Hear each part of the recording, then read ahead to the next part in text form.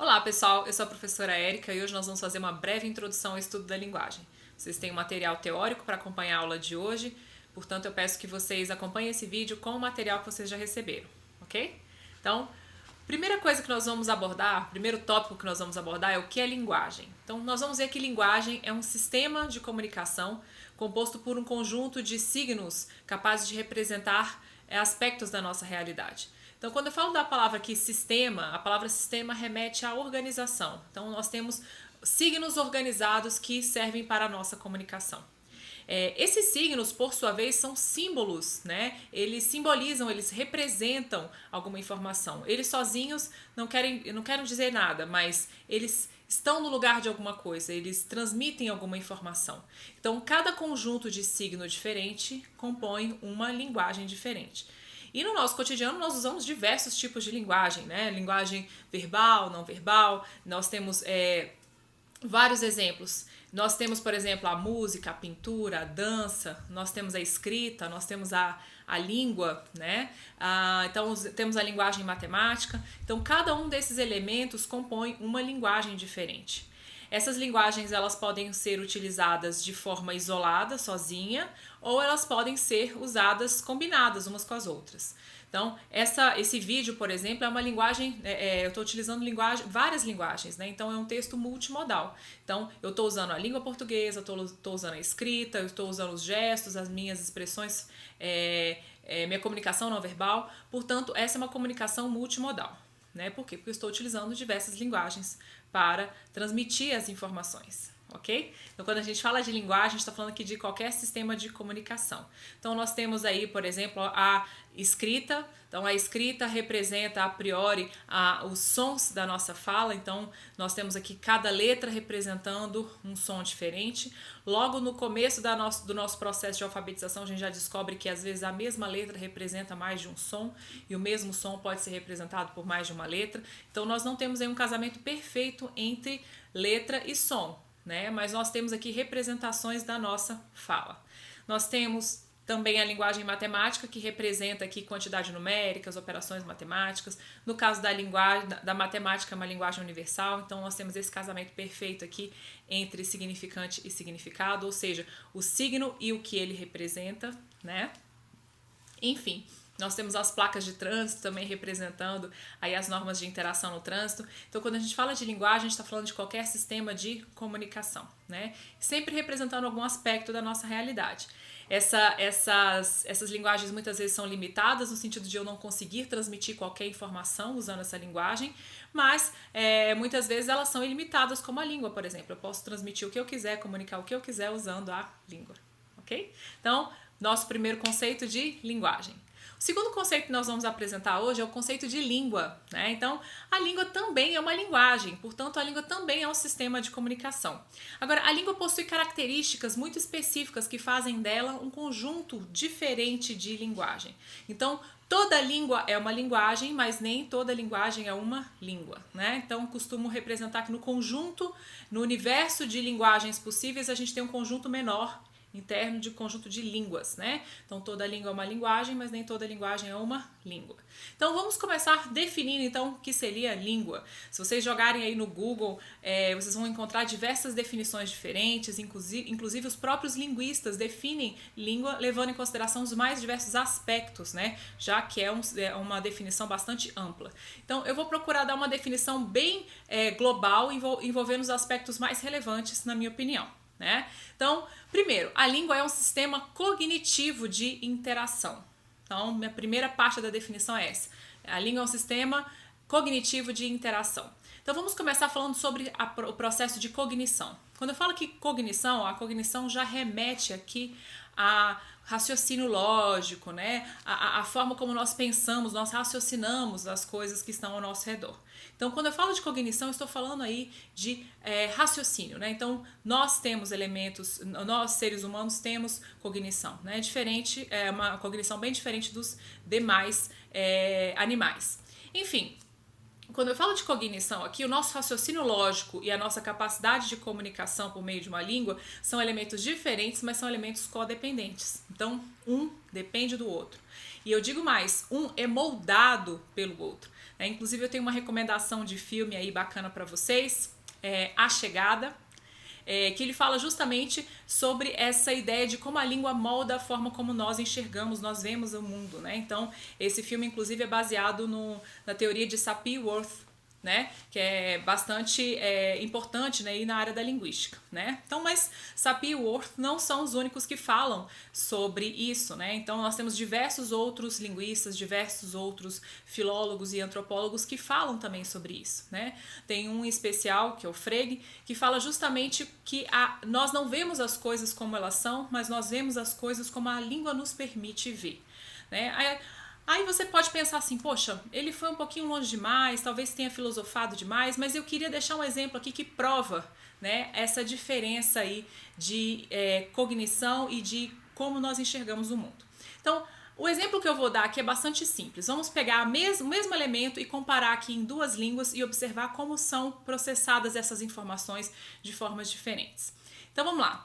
Vamos pegar aqui o exemplo de idade, né? Então, em português a gente representa a idade num sistema de posse, né? Então, eu tenho X anos, né? Então, não preciso entregar minha idade aqui, né? Então, nós representamos com a ideia de posse. Então, quando você quer saber a idade de alguém, você pergunta quantos anos você tem e você responde, eu tenho não sei quantos anos, ok? Então, posse. Em inglês, essa mesma informação seria representada de uma outra forma, né? Então, você perguntaria how old are you para alguém, né? Então, quão velho você é na tradução literal. E a resposta seria I am não sei quantos years old. Então, eu sou não sei quantos anos velha, seria a tradução literal aí, né?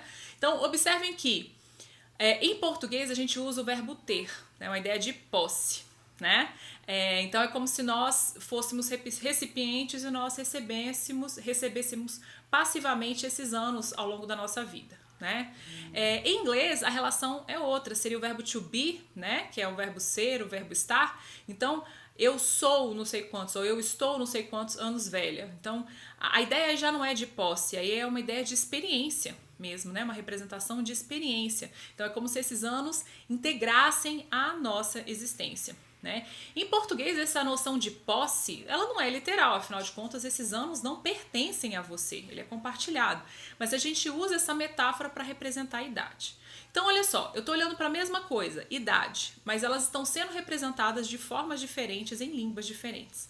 Então, quando você aprende uma língua nova, você aprende uma outra forma de enxergar o mundo que está ao seu redor, né? Então, aprender uma língua não é simplesmente aprender um conjunto de vocabulário, né? Um conjunto de palavras diferentes. Você está aprendendo uma outra forma de enxergar o mundo, ok? Então, quando você começa esse processo de aprendizado, você logo se depara com situações que são difíceis de serem traduzidas, né, ao pé da letra, né? Por exemplo, a relação que nós temos com dinheiro, né? Relação com dinheiro, né? Então, em português a gente costuma dizer, nossa, eu tô precisando ganhar dinheiro, né? Como se alguém fosse dar dinheiro para você na rua, né? Então, quando você fala, eu tô precisando ganhar dinheiro, você tá no sentido, eu preciso arrumar um trabalho, eu preciso encontrar uma forma de, né, obter dinheiro, mas não necessariamente ganhar, né? Em inglês eles costumam usar uma expressão diferente para esse mesmo elemento, né? Então, I have to make money. Então, eu tenho que fazer dinheiro. A ideia é que se eu estou trabalhando, eu estou produzindo dinheiro, não necessariamente fabricando. Então, em português, quando alguém diz eu tenho que fazer dinheiro, isso já soa um pouco diferente, né? Mas a gente está olhando para a mesma coisa, a nossa relação com o dinheiro, né? Então, pessoal, aprender uma língua diferente é aprender uma outra forma de enxergar o mundo, né? Então, alguns filósofos até diriam que você não consegue compreender a sua língua de verdade até aprender uma segunda, porque essa comparação enriquece a forma como nós entendemos a nossa própria língua. Então, quando a gente fala aqui que a língua é um sistema cognitivo, é um sistema que nos ajuda a processar o mundo que está ao nosso redor. Nós usamos a língua para pensar, mesmo quando a gente não está consciente. Então, você sonha por meio de uma língua, você pensa por meio de uma língua e você usa a língua o tempo todo, porque afinal de contas, o tempo todo você está pensando, você está raciocinando. Então, a língua molda a forma como nós enxergamos o mundo que está ao nosso redor. Então, recomendo aí esse filme, A Chegada, né? É um filme de ficção. claro, mas leva a um extremo essa ideia de o aspecto cognitivo da linguagem, né? Então tá. Então, continuando a minha definição aqui, então a língua é um sistema cognitivo de interação, interagir é diferente de comunicar. Quando a gente fala de comunicar, comunicar é transmitir uma informação, né? Agora, quando a gente fala de língua, aqui a gente está vendo que a interação humana ela é muito mais complexa do que simplesmente transmitir uma informação. Nós interagimos, então socialmente nós estabelecemos relações sociáveis, a gente estabelece impacto, a gente transmite uma imagem e processa imagens das outras pessoas. Então você pode transmitir a mesma informação de formas diferentes. Nós selecionamos estrategicamente a melhor forma de comunicar ou de transmitir uma informação, justamente porque eu não estou simplesmente transmitindo essa informação, mas eu estou interagindo socialmente. Então, nós fazemos essas interações com base nos nossos papéis sociais, nosso objetivo, né? O nosso objetivo de imagem, né? Então, você pode pedir para alguém abrir uma porta de várias formas diferentes, né? Você pode chegar para alguém e falar assim, abra a porta, né? Talvez seja uma forma muito direta, muito, enfim, grosseira de dizer isso, dependendo das suas relações sociais, né? Mas você pode dizer, você poderia, por favor, abrir a porta? Né? Você poderia também mandar uma super indireta, nossa, tá frio hoje, né? Tá vindo uma corrente de ar, né? Vindo da porta, e a pessoa que tá perto da porta tá olhando assim, né? Então, você pensa estrategicamente, eu tenho um objetivo, né, em mente, que a porta seja fechada, mas eu tenho estratégias para obter essa informação. Então, talvez se eu for direto demais, eu posso ser considerado grosseiro e não obter o meu objetivo. E se eu for indireto demais, eu posso estar sendo super polido, mas posso correr o risco de não alcançar o meu objetivo. Então, a gente observa que as relações sociais interferem diretamente na forma como nós interagimos socialmente, né? Então, quando você é muito próximo de alguém, você costuma ser mais direto. Então, se você chega para um amigo seu, fecha a porta, não tem problema, né? Agora, se você chega para um desconhecido, fecha a porta, às vezes essa mesma oração, com essa mesma entonação, tem um impacto diferente. Então, quando eu falo que a língua é um sistema de interação, é porque isso é muito além de comunicar alguma coisa, né? Isso envolve relações sociais, culturais, estratégias importantes, né, sociais que nós utilizamos aí no nosso dia a dia. E a gente vai aperfeiçoando essas estratégias, né, ao longo da vida, né? Então, continuando aí. A língua é um sistema cognitivo de interação, né, que se manifesta por meio de sons. Então, as línguas são orais. Esses sons nós chamamos aí de fonemas. O que são os fonemas? São as menores unidades de som de uma língua que nós combinamos para formar aí os nossos enunciados, né? Então, as línguas elas são orais. Alguns vão perguntar, poxa, e Libras, né? Então, alguns linguistas questionam se Libras é língua ou é linguagem. Nós vamos considerar língua até mesmo por um processo político, né? E também dá um aspecto de importância mesmo dessa forma de comunicação. Agora, vocês vão observar que Libras não tem algumas características que as línguas orais possuem, né? Nós chamamos essas características de universais linguísticos, que são características que todas as línguas orais, vivas e mortas, possuem, né? E vou falar um pouquinho mais sobre elas daqui a pouquinho. Então, pra gente não vale a pena ficar questionando se Libras é língua ou é linguagem. A gente vai considerar Libras língua. Agora, algumas dessas características das línguas orais não vão ser encontradas em Libras e daqui a pouquinho eu vou falar mais sobre elas, ok? Então, a língua se manifesta de forma oral. Então, continuando a nossa definição, olha só, queria colocar a definição completa aqui para vocês, para depois a gente, né, esmiuçar. Mas vamos lá. A língua é um sistema cognitivo de interação manifestado por meio de sons, organizado por meio de regras, que nós chamamos aí de gramática, né? Que transmitem significados e sentidos, né? São organizados aqui, organizado por meio de uma cultura, dão identidade a um povo e é utilizado de forma não convencional na prática. Então, vamos falar um pouquinho aí sobre o sistema de regras, já que é nosso próximo tópico aí na nossa definição.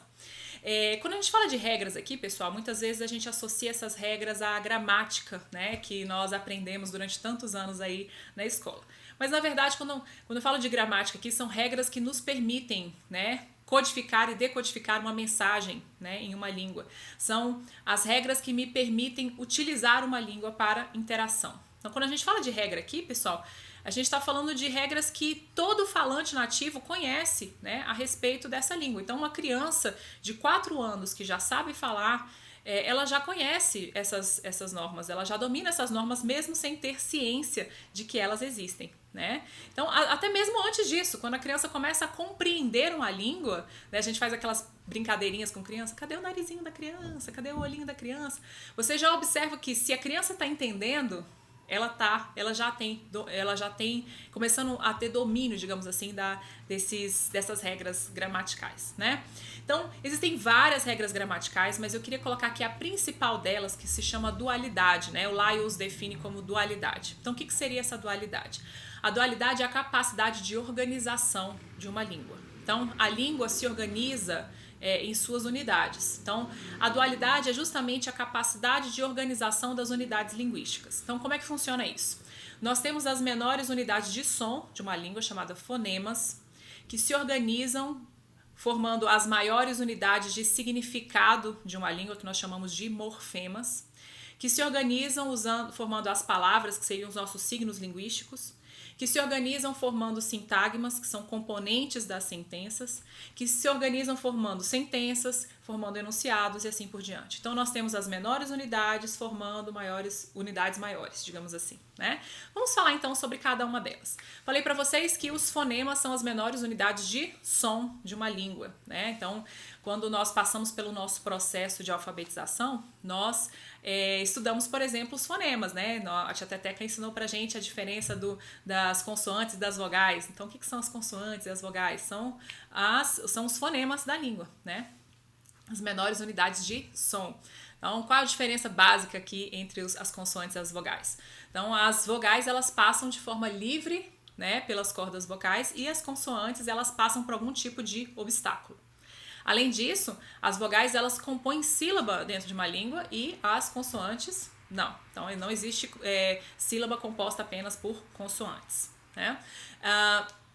Então, essas são as diferenças. Então, o que nós fazemos? Nós usamos as consoantes e as vogais para formar morfemas. O que são os morfemas? Os morfemas são as menores unidades de sentido, de significado em uma língua. Então, eu posso ter uma palavra formada por um morfema, ou posso ter uma palavra formada por vários morfemas, né? Então, a tia Teteca também ensinou muito isso pra gente. A gente teve aula de morfologia, né?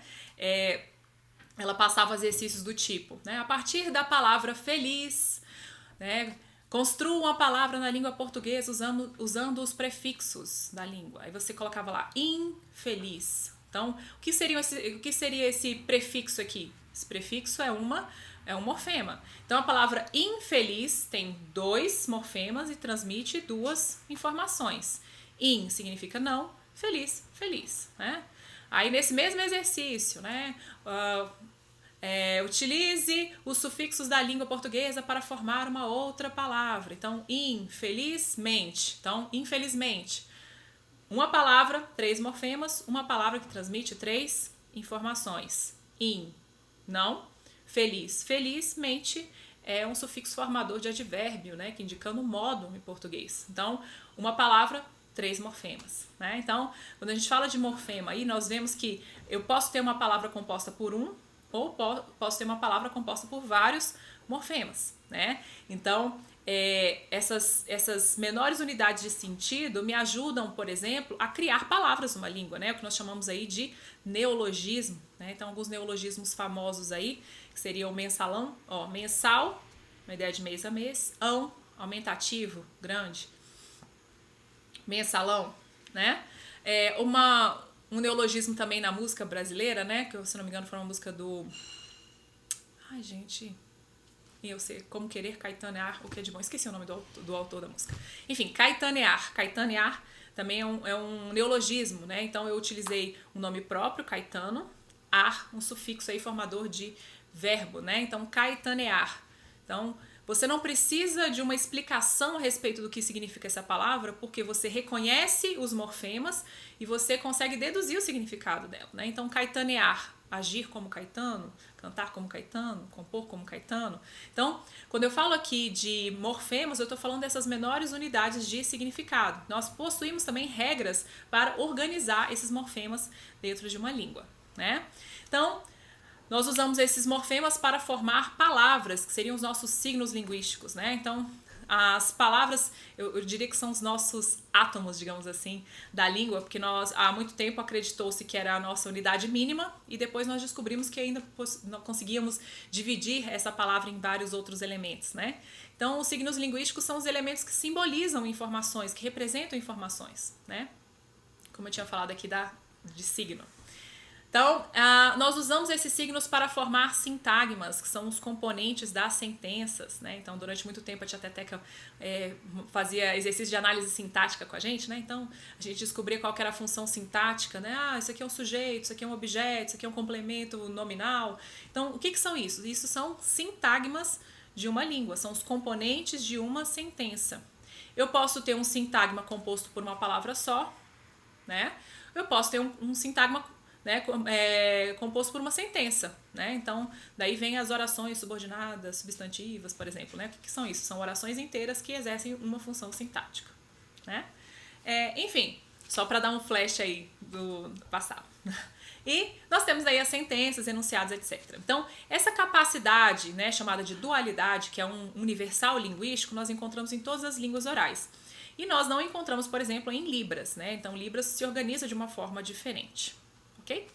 Então, só respondendo uma questão que talvez possa surgir aí ao longo da aula. Então, falei que a língua é um sistema cognitivo de interação, manifestado por meio de sons, organizado por meio de regras. Algumas dessas regras eu apresentei aqui. Aliás, uma das regras é justamente a dualidade, que representam significados e sentidos. Então, quando eu falo de significados e sentidos aqui, nós vemos justamente porque a palavra não tem apenas uma representação, ela pode representar várias coisas. Por isso aí a palavra de sentido, né?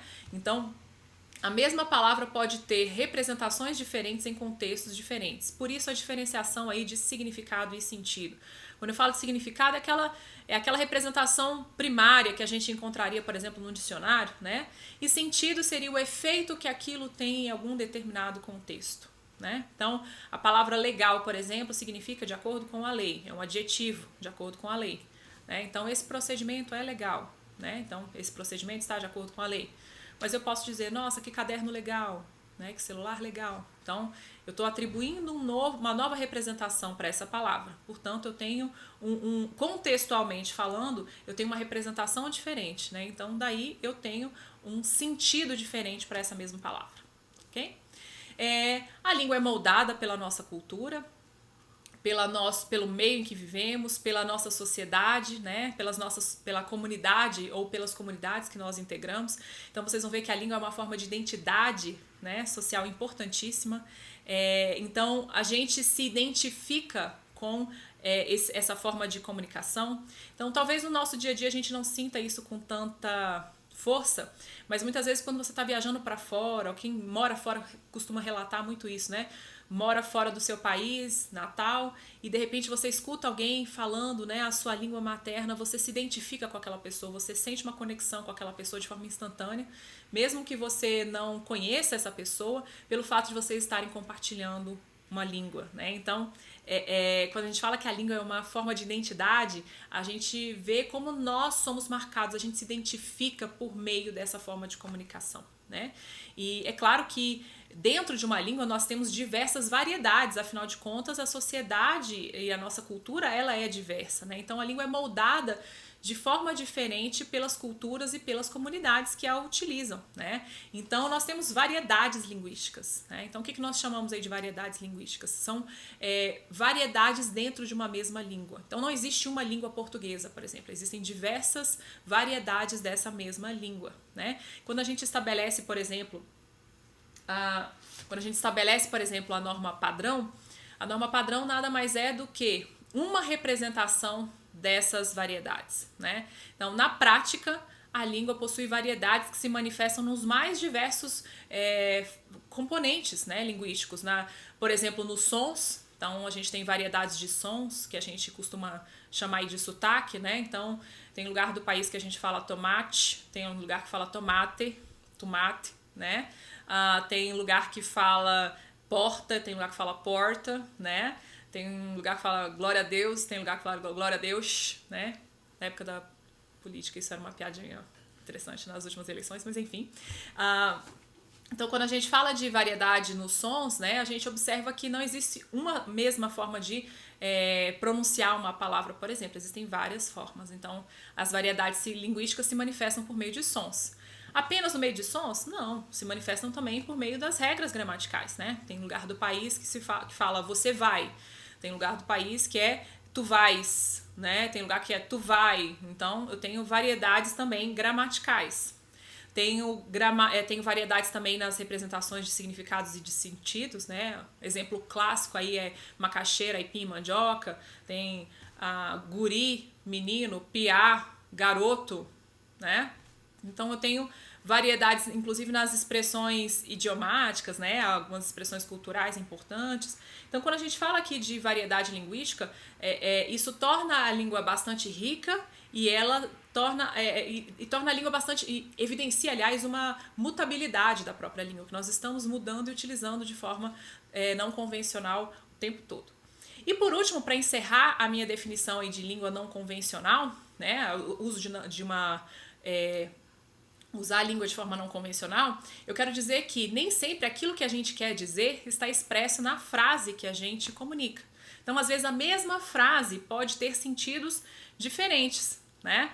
Então, o exemplo que eu dou aqui é a frase está frio hoje, né? Hoje está frio hoje, né? Então, ela pode representar coisas diferentes em contextos diferentes, né? Um exemplo. Então, quando a sua mãe virava para você e falava antes de você sair de casa, tá frio hoje, hein? Então, o que ela queria dizer? Leve um casaco, vista um casaco. Então, a frase é, está frio hoje. O que ela quer dizer? Leve um casaco, vista um casaco, né? Então, a namorada chega pro namorado, né? Nossa, tá frio hoje, né, amor? Então, o que ela quer? Ela quer o casaco dele emprestado? Ela quer que, de alguma forma, ele resolva o problema do frio, né?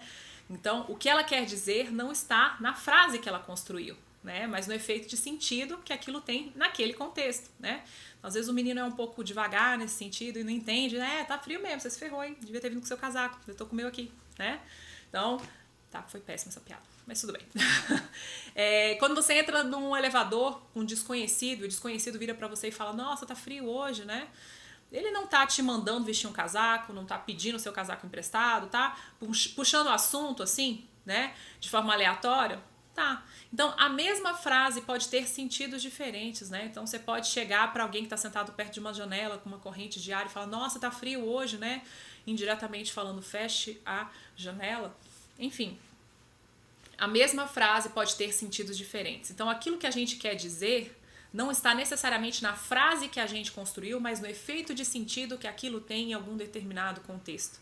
Então, quando a gente fala que a língua aí é usada de forma não convencional, é justamente isso. Usar a língua é um processo estratégico, tanto para nós construirmos as sentenças de forma adequada naquele contexto, quanto decodificarmos o que aquilo realmente quer dizer naquele contexto, né? Dentro da pragmática, que é a área da linguística que estuda como a língua é usada na prática, né? Nós temos aí duas teorias importantes aí que falam muito sobre isso. Nós temos a teoria da relevância, que busca explicar os processos cognitivos aí de interpretação, né?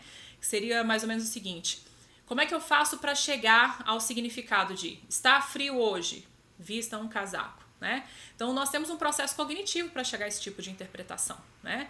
Então, nem sempre a interpretação mais literal ela vai ser relevante em um contexto. Portanto, nós fazemos esse cálculo até encontrar uma interpretação relevante para aquele contexto, né? Levando em consideração também as relações sociais. Então, deixa eu dar um exemplo que não é linguístico, para depois dar um exemplo linguístico, né? Quando a gente sai de um ambiente, a gente costuma utilizar a porta, né? Então, vamos supor que você está dentro de casa e você precisa sair, de repente você, né, vai, enfim, tentar sair pela porta. Você descobre que a sua porta, você vai sair pela porta, primeira opção. Você descobre que a sua porta está trancada e você não encontra a chave em lugar nenhum. O que você tenta fazer? Você tenta ligar para alguém que tenha a chave, você tenta chamar a atenção de alguém que está do lado de fora, ou você tenta ligar para um chaveiro. Então, você não conseguiu ninguém para abrir a porta para você, você vai para uma outra possibilidade, você vai tentar arrombar a porta.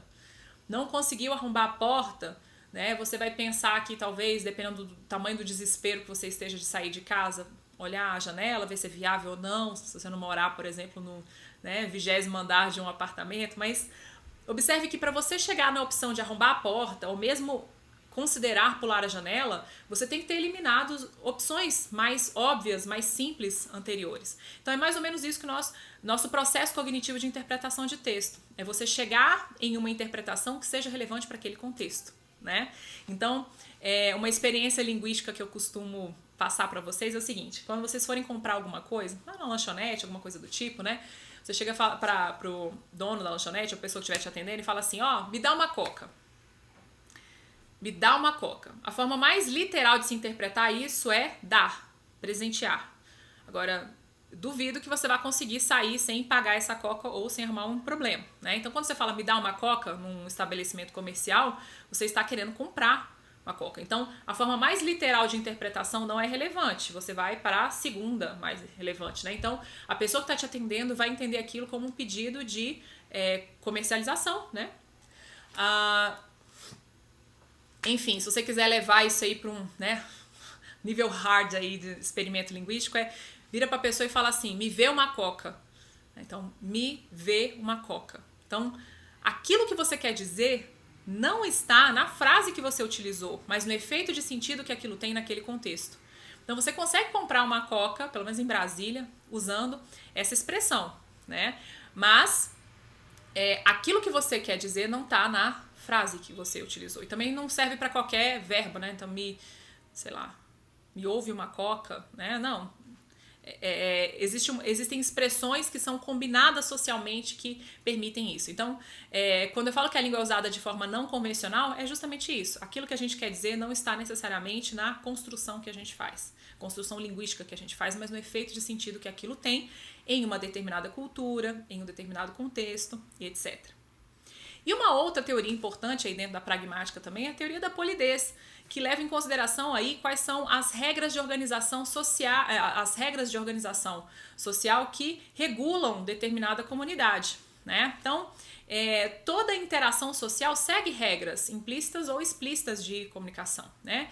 Essas regras são aprendidas por nós socialmente ao longo da nossa vida, né? Então, você aprende que para conversar com seu chefe formalmente, você costuma utilizar uma linguagem mais formal, aquele ambiente de uma certa forma exige um pouco mais disso, dependendo do ambiente mesmo, porque afinal de contas isso também é negociado, mas muitas vezes a quebra dessas regras nos chama mais atenção, né? Então, por exemplo, socialmente estabeleceu-se que não se conta piada no funeral, né? Mas existem grupos sociais que isso é importante, isso é uma forma de interação, então ninguém canta, ninguém dança em funeral. Existem culturas que sim. Então essas regras de organização, elas são negociadas socialmente e muitas vezes elas são estabelecidas, elas são aprendidas, né? Quando eu dou essa aula presencialmente, eu costumo contar alguns exemplos que aconteceram comigo, né? Testemunhei uma vez, eu estava esperando meu lanche ficar pronto numa praça de alimentação de shopping e de repente eu vi um grupo de adolescentes interagindo, né? Então, alguns adolescentes chegaram, outros já estavam lá, né? E eles começaram a se ofender. Seu filho da mãe, safado, tal. Começaram a insinuar relações sexuais inapropriadas com os membros da família um do outro. E de repente, assim, quando você pensa, poxa, isso aqui é extremamente ofensivo, extremamente agressivo, de repente eles estavam se abraçando e... Então, assim, a ofensa era uma forma de mostrar proximidade, né? Uma relação social amigável. Então, naquele grupo, a ofensa era uma forma de você mostrar que você tinha uma relação próxima com os outros, né? Então, um outro exemplo que eu costumo dar é justamente no Supremo, né? Então, você observa, às vezes, tem uma briga entre os ministros do Supremo, mas sempre de forma elegante. Também isso acontece a mesma coisa entre os políticos, né? Então, Vossa Excelência está faltando com a verdade, né? Então parece até uma indireta, né? Você está faltando com a verdade. Mas na verdade aquilo é extremamente ofensivo, né? Então você é obrigado naquele ambiente a usar as normas de interação. Mas isso não significa que seja sempre uma relação passiva, amiga, né? Socialmente pacífica, digamos assim. Então, quando a gente fala aqui de interação, vocês vão ver que aquilo que a gente quer dizer não está necessariamente na frase que a gente utiliza, mas está no efeito de sentido que aquela frase tem em um determinado contexto.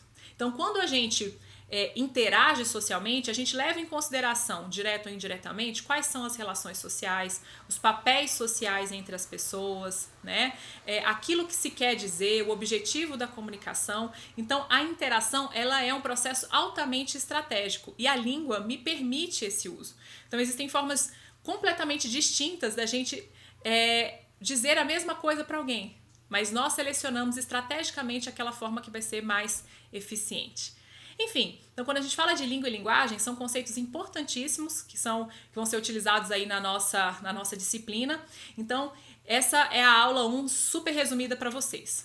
É claro que no material teórico vocês têm um pouco mais, de uma forma mais detalhada, informações importantes a respeito desses conceitos, mas eu queria apresentar para vocês hoje.